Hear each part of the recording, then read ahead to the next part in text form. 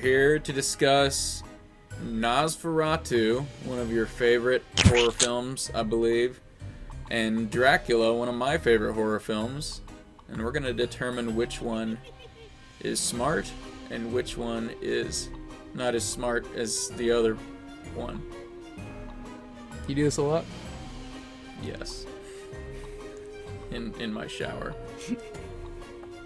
So, Luke, you had a chance to watch Dracula. I did, yeah. I had a chance to watch Nosferatu. Yep, Nicolas Cage really pulled it off. Really enjoyed the performance. Yeah, it was great. You watched the correct one, for sure. You like Nosferatu. I do, yeah. Normally, right? Between the two, usually I go Nosferatu.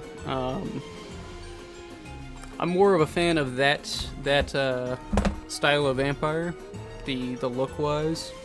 I don't really like the, I do like the sophisticated, the classic Dracula, but when it comes to, like, vampires, the monster aspect is something I've always enjoyed. So I had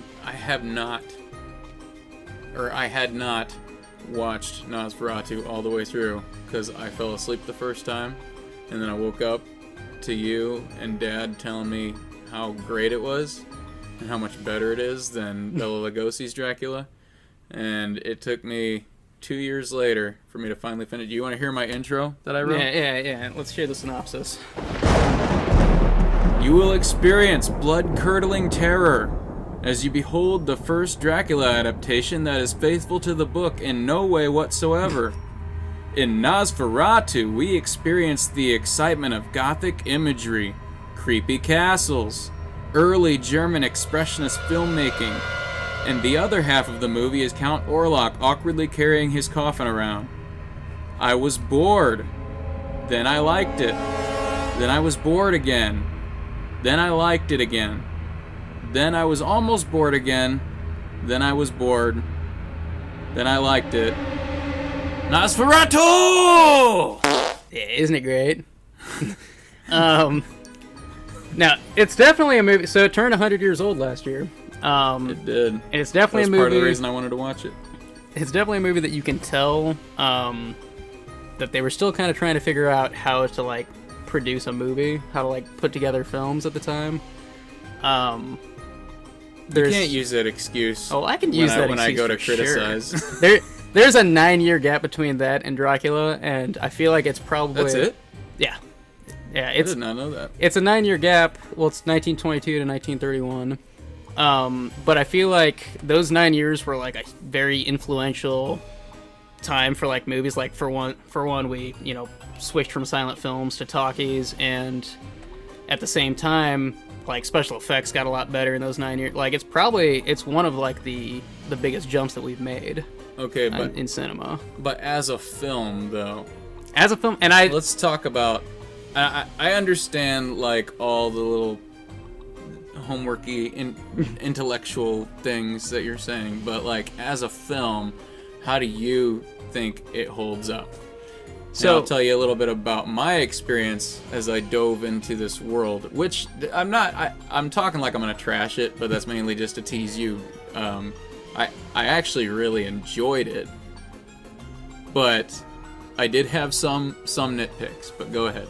So I actually did say, it's in my notes, and I was going to save it for when we start doing more comparison, but I put in my notes Dracula, so I did watch Dracula. That is the more recent one. I watched Nosferatu about 6 months ago, and I watched Dracula 2 days ago. How many times have you seen Nosferatu?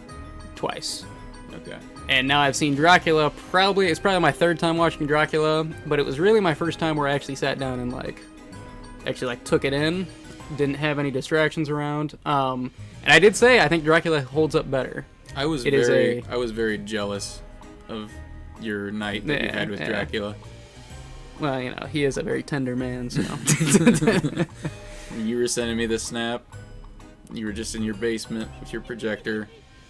No phone distraction, and you just got to sit and watch a classic, wonderful movie. That is true. I just once it started, I just took a picture of it, sent it to David to let him know I was watching it, and that was pretty much the last time I touched my phone throughout the night, and just kind of had a bowl of popcorn. And I had my surround sound cranked up, and it was good. It was a good evening. That is like my idea of heaven, literally. Yeah, it was a lot of fun. But back to Nosferatu. A little bit of backstory on it. Bram Stoker's widow found out about the film. She had never watched it, but she just caught wind from some anonymous source from Germany that this film came out and was being shown in local theaters, and she then sued the production company because they claimed that it did follow the book enough to be copyright infringement, and they ordered that all copies be destroyed. Thankfully, that didn't hold true, and some survived, and that's why we have it today. But that's also why some of the versions that you watch are like really weird looking. Some have like weird color filters on them. I did all kinds notice of weird the color stuff. filters, but I actually appreciated them. I thought they were pretty cool. Yeah. Some are all over the place. I actually found a version online that is in 1080p, and it actually is upscaled, and it actually does look really good. Really? For a 100-year-old film. I watched it on YouTube. Yeah, it was on YouTube. Okay. I have a link somewhere for it, but it's so my thing is Dracula holds up better as a film. It is better put together, and the story is more what's the word I'm looking for? Fluid. More fluid. More fluid. Yeah, that works. But I feel like, so here's the thing though, Nosferatu, I feel like even to today's standards, 100 years later, the scares, like the horror cinematography that's put into it, like the scene of there's a scene where the vampire is like ascending these stairs. Count Orlok, Luke. Yeah. You Philistine. Yeah. So Count Orlok, He has a name. Dracula, but to avoid copyright infringement, they called him Count Orlok. He's ascending these stairs, and they are casting his silhouette onto the wall behind.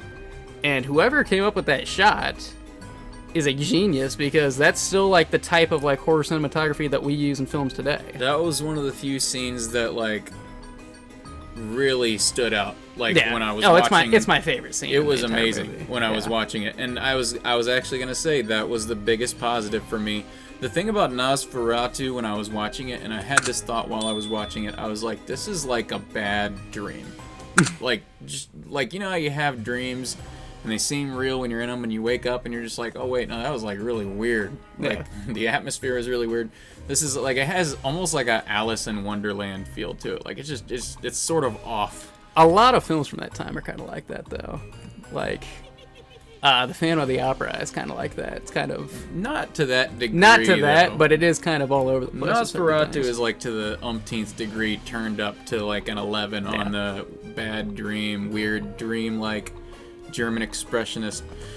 But like, the funny thing about the cinematography is I loved a lot of it, and then there were parts where you could tell they hadn't figured stuff out yet, like when it's broad daylight and then the guy says it's the middle of the night and my servants are asleep, and I was like, yeah, that's a bright moon. Well, they didn't have any lights at the time. Well, no, that's what I mean. And you can kind of, I don't know, I feel like there was a better way they could have shot that even back then. Just like, it's supposed to be nighttime. What are you gonna do?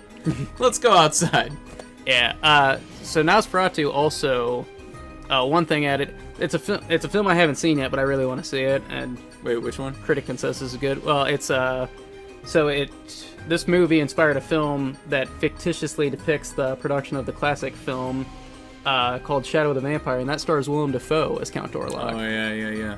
And he's actually playing Max Schreck, who is the actor that plays Count Orlok, and it's fictitious in the sense that the director is played by John Malkovich, and he wants the movie to be as authentic as possible. So they hire a real vampire. Obviously, this is fiction, to play Count Orlok, and I've seen clips and it looks really good. But like, yeah, there's still a lot of like. We should watch stuff that like later. That. I will watch it one day. Do a compare and contrast video on that one too.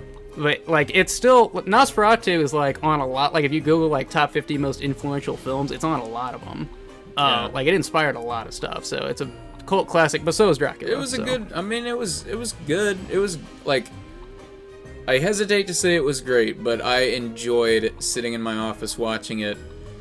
And like I said, I really like, I guess the artistry of it was the thing that was just like solidified its stature or its status as a classic in my mind, because I appreciated all the...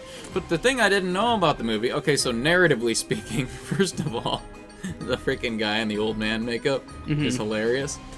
But he's on the boat getting to London for like 50% of the movie. Yeah. And in Dracula, they do that super quickly to get him to London. But I did like how they did take their time on the boat. Kind of like that kind of makes me want to see Last Voyage of the Demeter too, because it's just like, what happened on this boat? But once he's off the boat, like that, the most interesting stuff to me was when he was on the boat and in the castle. And then once he's off the boat and he's kind of running around town with his coffin like under his arm, I was laughing because that was hilarious. Yeah, for sure.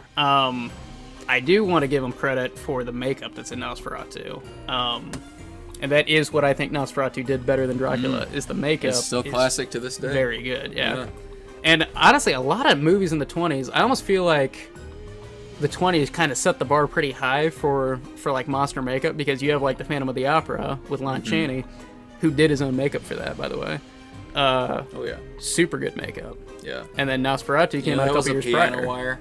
Holding his mouth up. Yeah. He was in a lot of pain. Yep. And he did it to himself. Yep. He was a lunatic. Yeah. But I think Max Schreck might have done his own makeup for Nosferatu. I don't actually know.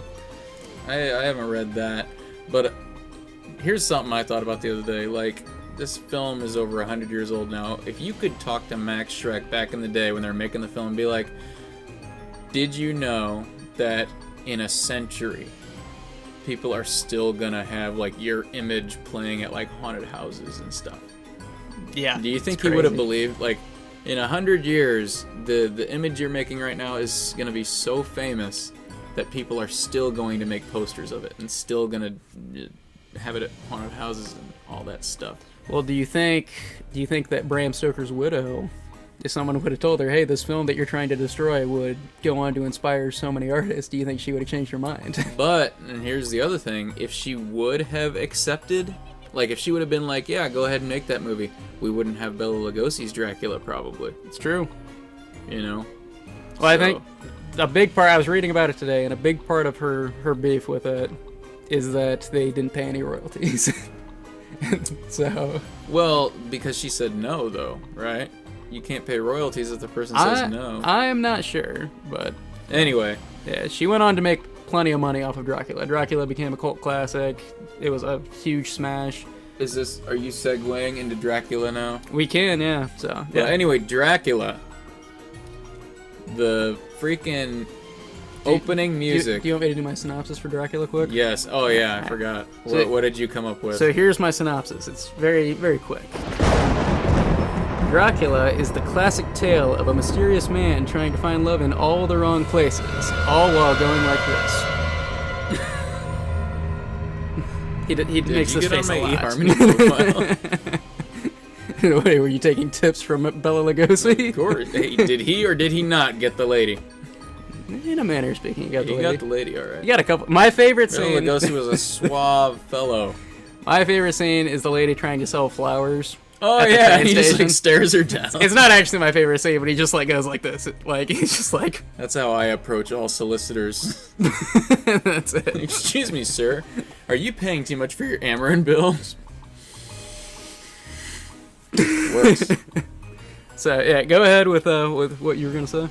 Oh, are you done with your synopsis? That's it. That's all you wrote? That's all I came up with. You coward. Yeah. It has. That's not actually like how the film's plot is at all. No, I disagree. I think it was pretty accurate.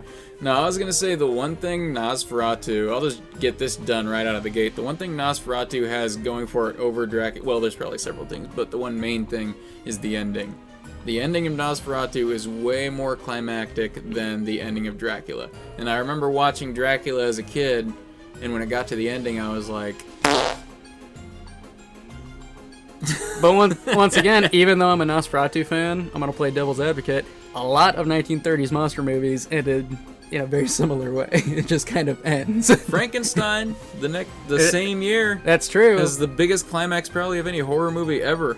That's true. But what did we watch last year? We watched Frankenstein Meets the Wolfman.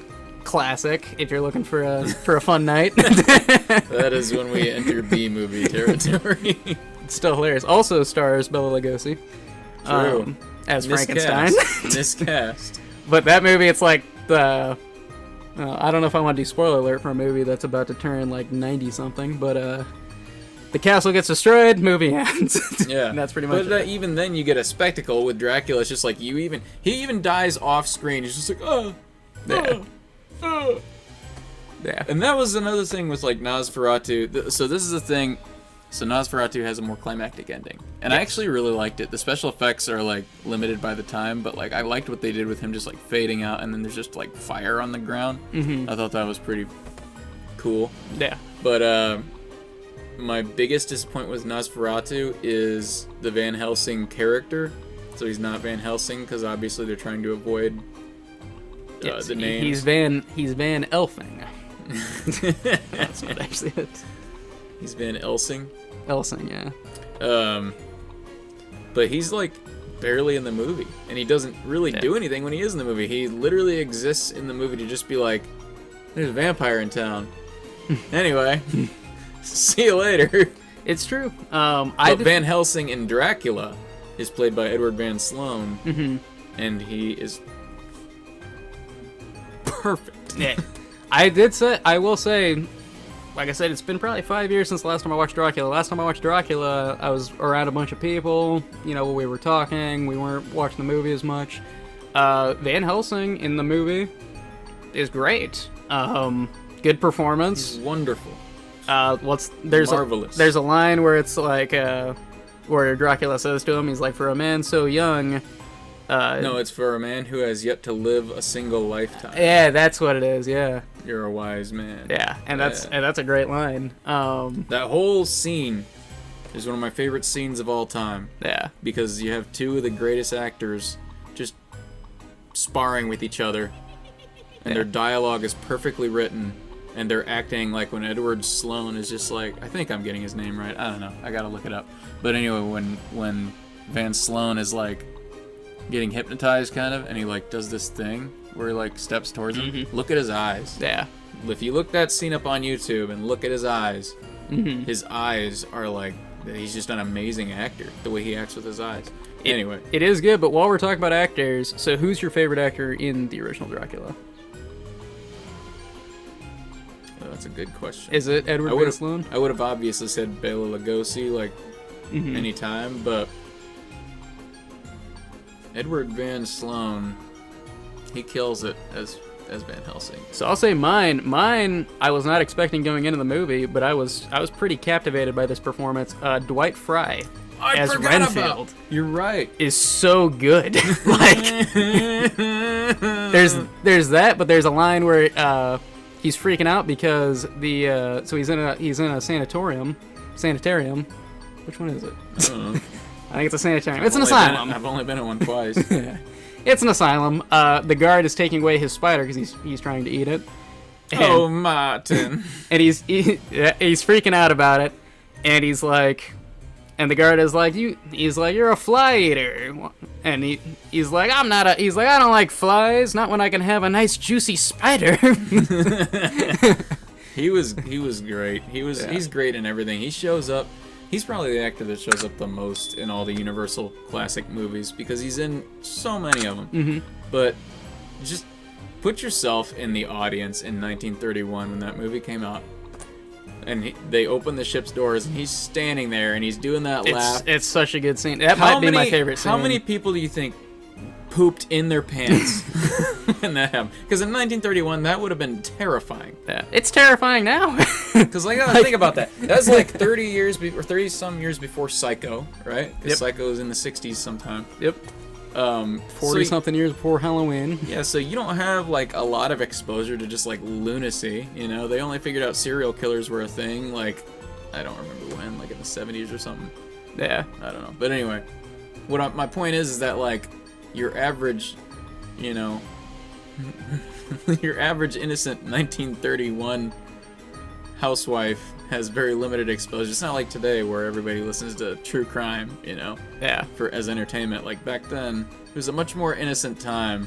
And then when Dwight Fry is standing there staring you down with the most maniacal laugh, and there's just like nothing behind his eyes, No, for sure. I would have filled my diaper like this. He plays a lunatic very well. That was my favorite performance of it.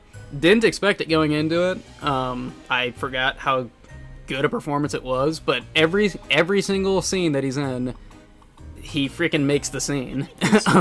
He does. He actually, I think he kind of steals the thunder from Bela Lugosi when they share the screen. Mm-hmm. Any scene they're in, you're almost watching Renfield rather than Dracula, because Dracula, he has an element of control, but with Renfield, you don't know what he's gonna do. Yep. Like, he's a lunatic. Yeah. So.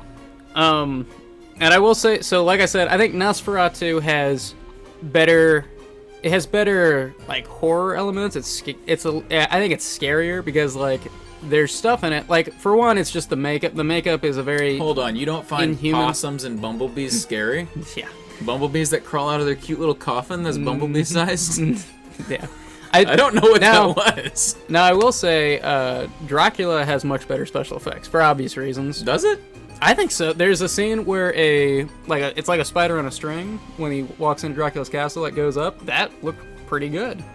A lot of the bat stuff looks pretty good for the time. I gotta look this up. Hold on. I haven't seen the movie since October, so. It has better special effects than Nosferatu.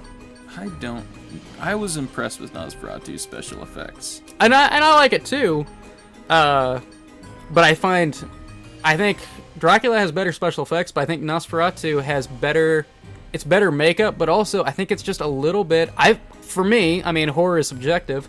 To me, I find it a little bit scarier. Like like, for one, obvious favorite scene is the stair scene, and that's, by today's standards, is still like pretty chilling. Anytime the vampire's on screen, like the scene where he's in the doorway, he's like standing in a doorway, it's just, he looks very inhuman. But then Renfield in Dracula, when he's standing in the ship and he's got that deranged look in his eyes, that's very chilling. That's like Nosferatu level chilling. You were talking about Nosferatu standing in the doorways, right? Mm-hmm. Yeah. That part was super creepy when the main character, I don't know what they changed his name to. Anyway, Keanu Reeves. When Keanu Reeves' bedroom door is open, yeah, and Nosferatu, Count Orlok, is just slowly walking. That's my dog. Anyway, is just slowly walking to the doorway. I remember thinking the same thing where I was just like, audiences in 1922 were probably not prepared for this at all. Yeah. Well, it was. They probably saw that and were just like, we're out of here. The tagline for Nosferatu was it was Nosferatu, a symphony of horror. That's awesome. Yeah, which is pretty cool. I hope the new one does something similar to that. That would be cool. That would be awesome. Robert Eggers is a great director for that too. Yeah.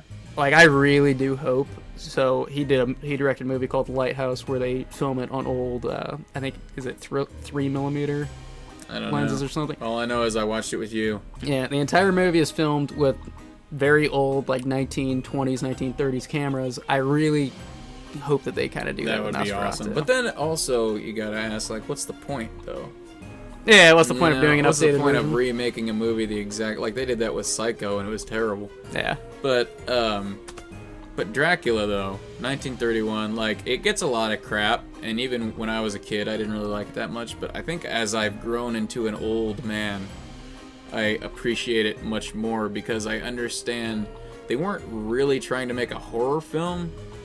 Like, Frankenstein was the first film where they were just like, we're gonna make a horror film. Mm-hmm. But Dracula was more like, what's a famous book we can like make? And like Carl Laemmle Jr. was really interested, to my understanding, was really interested in horrifying things, and his dad, who was the head of Universal at the time, I believe, was not interested in those things, but he like let him experiment by making Dracula, and it was a huge box office success. Mm-hmm. And also, Bela Lugosi, like, okay, we were talking about Max Schreck, like, his image is iconic. Bela Lugosi, same thing. If it wasn't for Bela Lugosi, because have you read the book? No, I have not. Okay, so in the book, Dracula looks way different than you think he does, or than he does in the movie. And but whenever people think about Dracula, they think about Bela Lugosi. Dracula, you know, the slick back widow's peak, the clean shaven face, the piercing eyes that he's got, the very strong Hungarian accent. Like, that's all like Bela Lugosi staple. And it all came from him. And again, it's just legendary. And he probably didn't even realize what he had created at the time.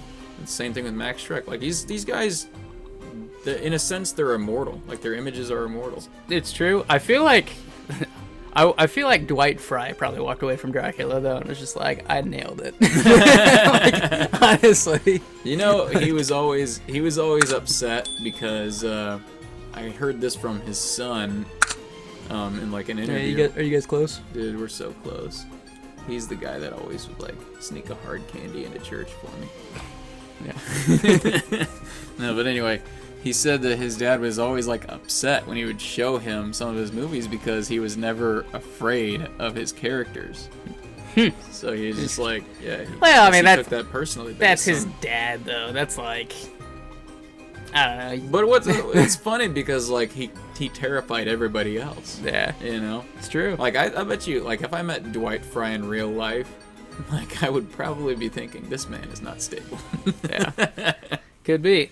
He might be one of our earliest examples of a good method actor. Was he a method actor? I feel like he was. We should look. We don't know anything about Dwight Fry. Yeah, we don't know enough, but I feel like for this movie, it does seem like he's kind of put himself into this lunatic mindset.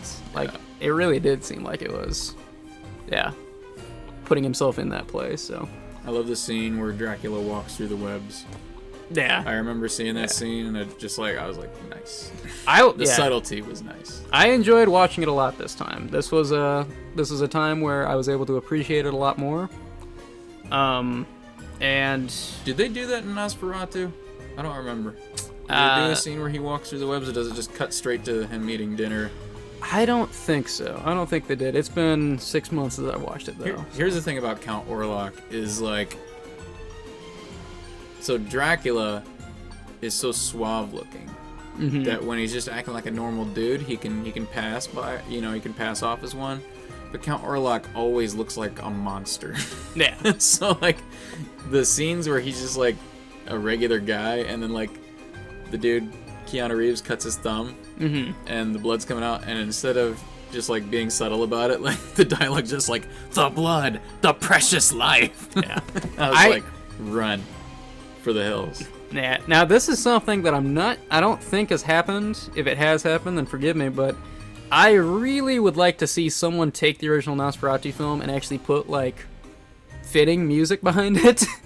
Because we have no idea what the music actually sounded like that was being played. Well, I don't know, we might have sheet music or something. The one I listened to wasn't too bad. Really? Okay. Yeah, it was, I mean, every version I've ever watched, they're just playing like really upbeat, like symphony music. it's See, this one had like work. Scary when it was supposed to be scary and upbeat when it was supposed to be upbeat. Okay.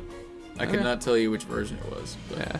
I wonder, I don't know enough about this, but I wonder if we do have like old sheet music from what was played when they first did the, when they first were playing it in cinemas. I feel like if we did, they would have had a version where that happened. Yeah, probably. Yeah. But like a special edition. Who owns Nosferatu? It's not a Universal film, is it? Oh, I have no idea who owns it. It's probably independent. Nowadays, it's probably... I mean, it's public domain, right? Probably because there's so many versions of it on YouTube that are the full movie. Yeah. That, like, I don't know if anyone actually owns it. You can buy it, though. Like, you can buy the film, so I wonder who gets the money if you buy the film. Probably the Bram Stoker estate. Probably. I bet, because they won that lawsuit. So. Oh, they did? Yeah. Oh, yeah, you're right, they did. So I bet that's what it is. That's right. But yeah, to wrap up my thoughts, Nosferatu, I think, has better scares and better makeup. I think Dracula holds up better. I think it's a more complete film, and I think it had better special effects. But the ending to Nosferatu is better. The ending to Nosferatu is better, Yeah. so. And the ending of the book is better than both. Like, by far. Yeah. I don't know why I haven't seen. I can't speak on that because I haven't read the book yet. But You need to check it out because the ending of the book it's fire. okay, all right. Well, All right, who wins? okay. So the grade that I will give Dracula, I'll say. Can we do decimals? No, you can't do decimals. All What kind of Might as- stupid system you think we're doing here? right, Dracula. I'm a mailman. I don't even know what a decimal looks like. I still would rather watch Nosferatu, because I feel like when I watch Nosferatu, I feel like I'm watching an art project. I feel like I'm watching like a.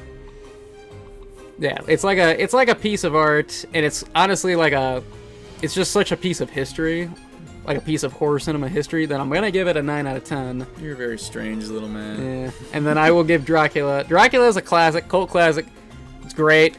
I just think I just like it a little bit less, personal opinion. So Dracula is an 8 out of 10. If we could have done a decimal system, it would have been like an 8.5, like an 8.5. Yeah, but we're not doing a decimal system. That's fine. Because That's fine, because I don't think Nosferatu is a full number better than Dracula. Like, I don't like it a full number more. But, I mean, he forced me to do it, so. I'm gonna go way lower than you on everything in the world. Really? Yeah. I'm gonna go Nosferatu. Well, what's the scale? Is it based off of every horror movie ever? No. Because both of these, I'll have you know, I think Nosferatu on Rotten Tomatoes is a 97%. I think Dracula is like a 95, so. That's They're both insanely high, so. I'd say that's too low. But anyway. Yeah. No, I'll go lower than you just because that's the way my brain is. I'm a little skimpier, so I'm gonna go Nosferatu. I'm gonna give it a 6 out of 10. Scary Dwight Fry eyes. I'm gonna go.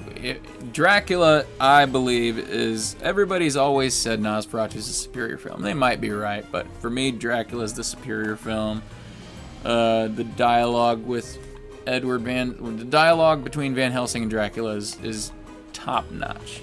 It's super engaging, wonderful dialogue. But anyway, I'm gonna give it 7.5. Dwight Fry Scary Eyes. So you're giving it a decimal? What's a decimal, dude? Yeah. No, I'll give it a 8. All right, so hold on. So 6 and 8 out of 10. No, you know what? I'll be two cult classics. Seven most influential films ever. 7 scary Dwight Fry eyes. That's what I'm gonna give it Okay. out of 10. Yeah, okay. So I got a 7 and a 6. So not that different from yours, just reversed. I gotta disagree with you on that, but that's all, folks. Hold on. Wait, can I legally say that?